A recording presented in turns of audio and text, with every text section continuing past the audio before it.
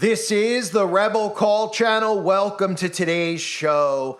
I need to cover this story coming out of the Cannes Film Festival. And obviously, as year after year, all these years just start going by, we all can start seeing that all these film festivals, all these gatherings that the rich, famous people have are to celebrate the occult, really, and to celebrate the things that these people do in darkness that they're trying to normalize in our day-to-day lives, which is why a movie just came out called Kinds of Kindness with Emma Stone, and it's all about cannibalism and adrenaline chrome, right? And I'm saying it that way so the algorithm doesn't pick it up, but I guess I don't really care. I'll just say it, adrenochrome, because they're honestly revealing these things now on a day in, day out basis through movies. And what's so sick about it, which shows you how far this mind control operation has gone, is that these wicked people make a movie, they label it art, where they show people embracing one another in cannibalism, showing you how sexual it can be, how great it could be, how high you can get on the blood, right? They show you this stuff, and then when it's done, they get a 4 to 5 minute standing ovation. Does that not sum up the world that we're living in? Not only is it not rejected, not only are we allowing these people to call this sadistic crap art and film and everything else that they call it and label it, they're getting standing ovations, which shows you how far this MK Ultra mind control experiment has gone. And they've desensitized people with the amount of gore in films over the last 50 years or so. I mean, you could look back at movies like Psycho and like Nightmare on Elm Street, and you could say, oh, wow, at the time it was a little bit extreme. People today see that stuff and they laugh. They laugh because they've been desensitized to it, right? You could look back at some of the Alien movies. People used to be scared of those really cheesy alien films. Now people laugh because they become desensitized, because it's gotten more gory, it's gotten more horrific, and it's become so normalized. And again, I've talked about this with true crimes, how they've normalized and they've pretty much taught people out there about ways to dispose of bodies, and they don't even realize it. And that's why you just keep hearing every single day a story comes out, a story you would hear like once in a lifetime about somebody dismembering people, comes out every day. Oh, husband dismembers. Oh, okay, yeah, just another one. And nobody knows how or why, or nobody thinks for 5 seconds how these people are even knowing how to dismember a body. Well, because they're learning it through this MK Ultra experiment that's going on. So this is just another way that they're normalizing it, right? So let's start with Emma Stone, right? Emma Stone, another witch, appears on magazine covers doing the all-seeing eye, of course, appearing, doing black and white symbolism. We find the signs and symbols with all of them, but I need to jump real quick to William Dafoe, because William Dafoe is one of these celebrities that always has bothered me, because that film from that bagel himself, Martin Scorsese, who at one point was the high-ranking satanic priest in Hollywood, who is glorified in our society as one of the greatest producers. Oh, we hear, oh, greatest director ever. Oh, he's an artist. Oh, he's so special. We all know what he's into because of what, he proclaims himself as, right? Member of the Synagogue of Satan. And that film was nothing more than a blasphemous film about our Lord and Savior, Jesus Christ. And William Dafoe, of course, played Jesus Christ. And you could see him doing the all-seeing eye symbolism over and over again. You could even see him in a commercial that aired during a Super Bowl a couple years ago, many years ago now, where he was wearing his Freemasonic ring right in the commercial. Nobody says anything about it because nobody knows what's going on. You even have his skull and bones ring in the commercial as he is playing the devil himself, because, well, that's who their master is, the devil himself. So this film just comes out. It gets a 10-minute standing ovation. And again, it's about adrenochrome. It's about cannibalism and adrenochrome. So Yorgos Lanthimos is the guy who made the film, who you can look at and you could just imagine the things that this guy's involved in.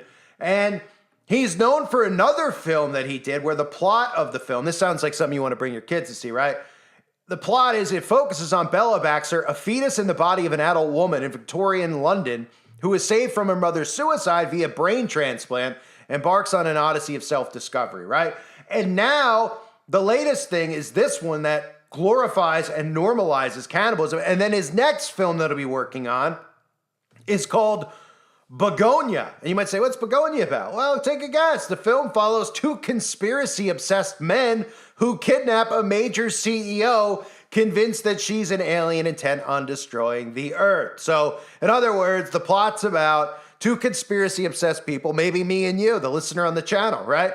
Who want to kidnap a major CEO. Maybe there's Jeff Bezos or somebody, because you might believe that they're reptilian, right? Because they're mixing their genetic code with the fallen angels. But that's all here nor there because, of course, it's just a conspiracy to think that that's the guy's next film.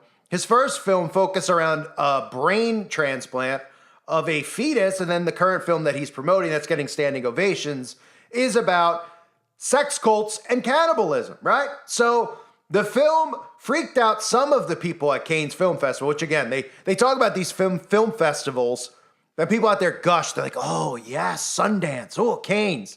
If they only knew what was really going on at these film festivals, because if you haven't realized yet, these are the places, too, that a lot of these things like Bohemian Grove occur, at the film festivals. What do you think? They just go to a hotel together?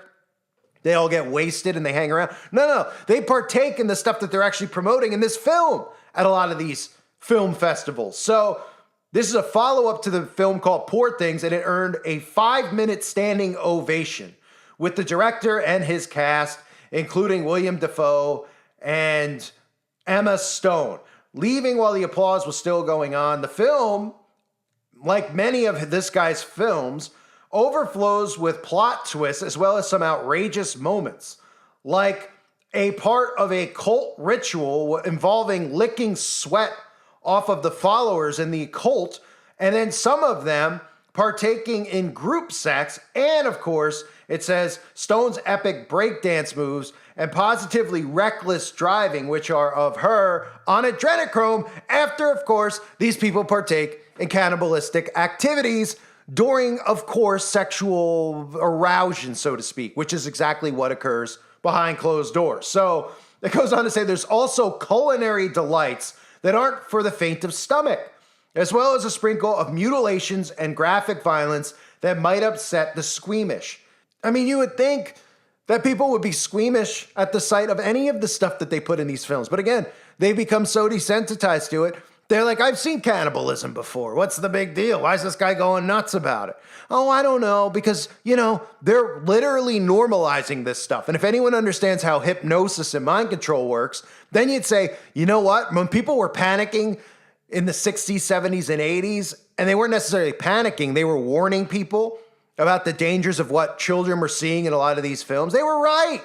They were right, because we could see an unhinged society. We see a society now where we have parents castrating their own kids, where 20 years ago you would have been put in jail and it wouldn't have mattered if you were Democrat or Republican, because there were sane people at the time, at least, around us. Now we have a majority of our society that's gone completely insane, and this is the type of stuff they partake in. So you're going to tell me that they can't convince these people eventually that there's benefits? I've talked about it for years, that there's benefits to cannibalism, that it looks like a good time. You don't think that's subliminal? You ever see some of these crime shows and you see the fetish that some of these people have, and you're just like, how in the world does somebody get a fetish like that? I mean, I've cracked jokes over the years. We've seen people who have like adults dress up in diapers and do all this stuff, and it's a fetish of theirs. And you're just like, you laugh, right? You laugh, but then you go, what happened to make somebody have that type of appeal to that, right? Or what happens where these people want to partake in this gory type of activity, right? These people that commit these crimes. Well, they've seen it somewhere and it turned them on, or it aroused them in some way, because otherwise they would never know that it was such a thing. You think people were born and they knew what some of these disgusting acts were? No, they weren't. They were influenced into some of them. I was just talking to somebody and I said, during the outbreak, would you have known there was an outbreak if you didn't have a television or a phone? And he said, he's like, I don't know what you mean. I'm like, would you have known anyone was sick? Did you go anywhere and see anybody laying in the streets dying? He's like, no. I'm like, then you wouldn't have known it existed, right? Because if you shut it all off, then you wouldn't know that these things that they make up exist. And you certainly wouldn't know about this gory, disgusting stuff they keep normalizing. And then suddenly you're like, how did my cousin, or how did so-and-so, the guy I went to school with, how did he develop a fetish for wanting to bathe in other people's blood? Well, I don't know. Where do you think he got it from? People like Emma Stone in these movies. And then they're like, no, this is just art. Anybody who's acting this out in real life, we're not trying to get you to do that. Well, then what are you trying to do? Well, we're just trying to portray art. Oh, you're trying to portray art. So cannibalism is art, right? And this is okay to promote at Cannes Film Festival, and then to tell everybody it's this amazing film so everybody goes and sees it. Well, the rest of us don't even have the right to speak freely about what you're doing, because what we're saying is so offensive, of course, right? What we're saying is so hurtful. Of course, it's not really hurtful at all. It makes people wake up to what these psychopaths are really trying to do, which is normalize occult activities out in the open. And they are. And it's working. It's working. Because the more people see stuff like this, and not only the more they see it and they don't stand up and go, get this off the screen, take this down, protest to get it taken down, the more that doesn't happen, and then we get to a point where people are giving standing ovations to films that are just about orgies, rituals, drinking the blood of the youth, partaking in sexual intercourse with blood and cannibalism involved, and they're standing and they're clapping and calling it art. It's insanity. It's utter insanity that people are so narcissistic that they don't believe that, that this stuff has an influence on them. I think that might be the craziest part for me to grasp, is how people literally are like so stubborn. They're like, I'm not influenced by that. I'm not influenced by that. I'm not influenced by that. I'm not influenced by it. How many times do you hear somebody say it? You're like, oh, they listen to the music. Then they go, and they're like, no, that's not true. Then you see just little things that they do. They talk the same way that somebody does. They dress the same way. Look at all these kids that dress like Billie Eilish. You don't think that that's a government creation? Billie Eilish, no talent Billie Eilish, dressing as a boy. Billie Eilish is gay. Oh, how convenient with every agenda that's being pushed forward with this global communism that Billie Eilish is a girl that dresses as a boy, even though we don't really know if it's a girl or not. Certainly don't look like one to me. Right? And all the kids love it. And they're like, I'm not copying her. And you're just like, why is your daughter dressing like a boy? Well, that's your take on what a boy dresses. Oh, right. And that's called social engineering. And then they do stuff like this. This is called social engineering. This is normalizing grotesqueness and gore and cannibalism. And it's going to get to a point where eventually it's going to be out in the open and people are going to be so desensitized. They're like, guys, what's the big deal? Didn't you hear it could cure Alzheimer's? It's good for the body. You can anti-age. And they'll just go, all the stuff you're saying is still conspiracy because it's not lining up with what the media is telling us about cannibalism and drinking blood. I'm just going to sit there and pull my hair out. I won't be here, hopefully, when this all happens, but it will, just like the stuff with the children. It will be normal at some point. It's just a matter of getting people to continually accept this stuff without pushing back. And then they just take an inch, they take a mile, they take 10 miles, they take 100 miles, they take 1,000,000 miles. And the next thing you know, you're getting standing ovations for films that literally are showing people eating each other during sexual acts, which of course is going to encourage, people are going to be like, wow. And everyone out there will hear this and they'll be like, oh, that doesn't mean that people are, okay, well, this is what the rich elites do.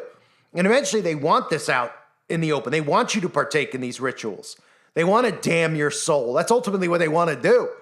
So this is what they're doing. Now, people out there are going to go, well, it's not like you could just go to a local place and go and partake in that. Don't be so surprised. Where do you think a lot of those Planned Parenthood fetuses go? Yeah.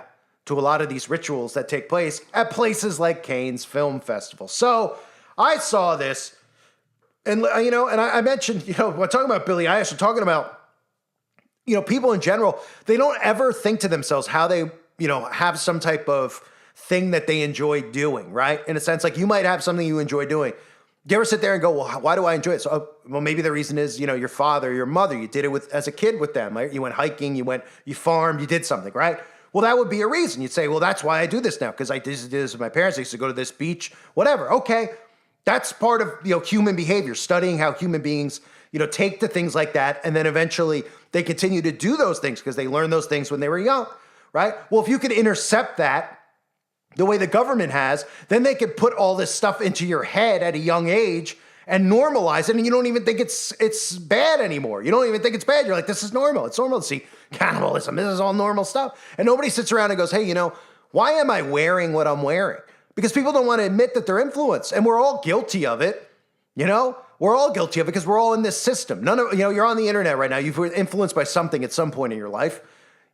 Could be sports. I grew up playing sports, so I was influenced by that in a sense. Not influenced to worship the play, but I like the play. I saw it on TV. That's how I got, wanted to play sports, right? That's how it works.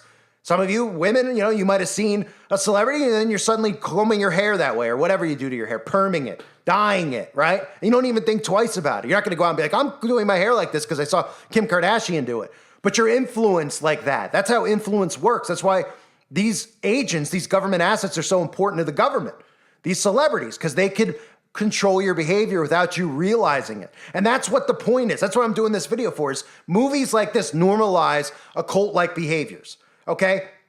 And hearing something like you hear in the headline, a 5-minute standing ovation, is exactly how it's done. Because people out there aren't resisting. People out there aren't saying, okay, this is effed up. This is sick. We can't be allowing this. Where are there? Remember, you used to have rating systems. Do those exist anymore? Does PG, PG-13R? I haven't even heard if those things exist anymore, right? Used to be a thing like 20 years ago. You couldn't go to an R-rated movie without a parent, etc. Right? Some parents would never do it because they'd be like, I don't want, anyone to think I'm a bad parent. Now the parents are castrating their kids. And you're told you're a bad parent if you don't castrate your kids. That's what we've gotten to, right? So these influencers are influencing people's behavior. They're influencing what's normal. They're desensitizing people at the same time. And people are standing up and applauding a film like that. I mean, it's, you know what I mean? I think about like some cheesy horror films, like in the 80s and 90s, right? What I mentioned, Nightmare on Elm Street or like Halloween's, right? And there's some horrible, like, some of those sequels like Halloween 5, these are some really bad films, right? Nobody would be in there giving a standing ovation to Michael Myers in the movie theater. They'd be, Myers, yeah! But you actually think about it now when people go see these horror films, they actually stand and applaud the psychopath in the movie. Just like they stand and applaud a movie that's showing the audience cannibalism during intercourse and telling you that it's, it's a wonderful thing as everybody's getting high off of it. And then you go, oh, did I hear these conspiracy people talk about this stuff before? Yeah, we've been talking about it. Guess what? It continues to get normalized and nobody wakes up to it. That's the frightening part. Instead, they stand there and they applaud it. Sick world we're living in, folks. I thank you for being here. I hope you're all doing well. I needed to rant about that. God bless all of you as always and your families.